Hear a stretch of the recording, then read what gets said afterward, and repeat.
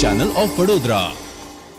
વાડી વિસ્તારમાં ચાઇનીઝ દોરીનું વેચાણ કરતા વધુ એક વેપારીને ઝડપી પાડી પોલીસે કાયદેસરની કાર્યવાહી હાથ ધરી છે। વડોદરા શહેરના વાડી વિસ્તારમાં પ્રતિબંધિત ચાઇનીઝ દોરીનું વેચાણ કરતા રોનક ચુનારાની ધરપકડ કરવામાં આવી છે અને 500 રૂપિયાની કિંમતની ચાઇનીઝ દોરાની 5 રીલ જપ્ત કરવામાં આવી છે। પોલીસે આરોપીનો મોબાઈલ પણ જપ્ત કર્યો છે।